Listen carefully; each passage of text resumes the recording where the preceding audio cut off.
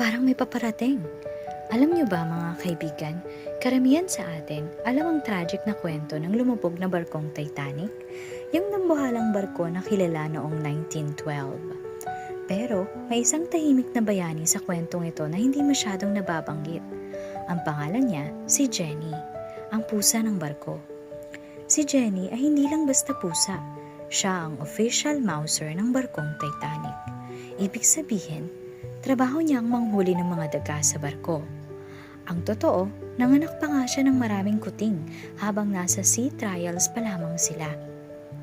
Mayroon namang isang mabait na ship worker na nagngangalang Jim Mulholland na nag-aalaga sa kanila.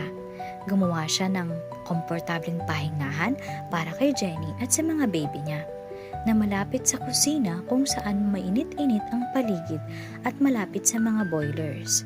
Imagine mo, sa gitna ng paghahanda para sa isang pinakamarangyang paglalayag sa kasaysayan ng Titanic, may quiet little family routine si Jenny at ang mga kuting niya na nagbibigay naman ng kapayapaan kay Jim. Pero may biglang kakaibang nangyari. Ilang araw bago umalis ang Titanic mula sa Southampton papuntang New York, nagbago ang ugali ni Jenny. Naging restless siya, tila hindi mapakali sa isang nagbabadyang mangyayari. At pagkatapos, isang araw, walang ano-ano'y, nagsimula si Jenny na buhatin ang kanyang mga kuting.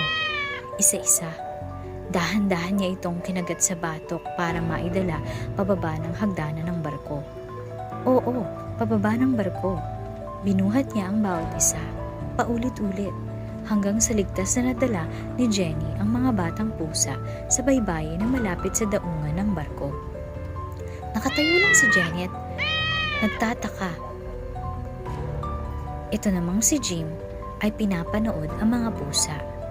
Sa sandaling iyon, parang may nag-click sa isip ni Jim.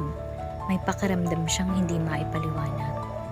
Sabi niya sa sarili, alam ng pusang ito ang isang bagay na hindi ko nararamdaman o nakikita. Nagtiwala si Jim sa kanyang desisyon. O baka nagtiwala siya sa malakas na kutob ng pusang si Jenny. Hindi na siya nagdalawang isip pa.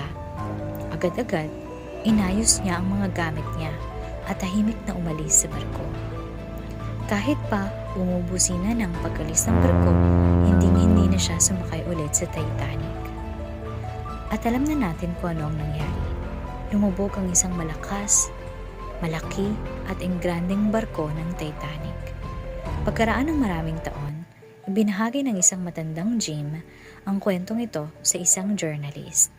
Sabi niya, si Jenny ang nagligtas ng buhay niya.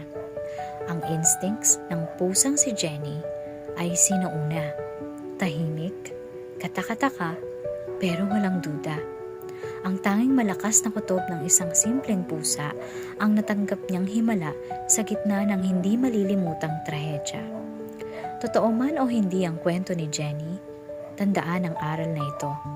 Hindi lahat ng hero ay nagsusuot ng uniforme.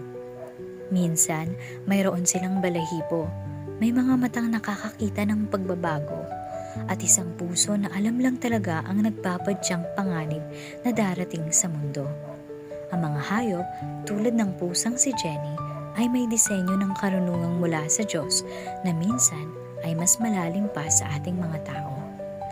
Pero huwag mo ring baliwalain ang kutob at panalangin mo Hindi man palagi, pero minsan, ang palatandaan ng kalikasan para ikaw ay mas mag-ingat ay huwag mong ipagwalang bahala.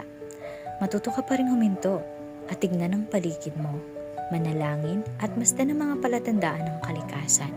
Malay mo, may mga ibinibigay palang hudyat ang kapaligiran na hindi mo dapat baliwalain.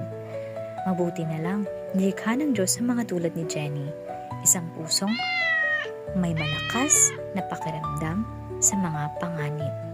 Kaya saludo ako sa pusang si Jenny, ang bayaning hindi kilala ng Titanic.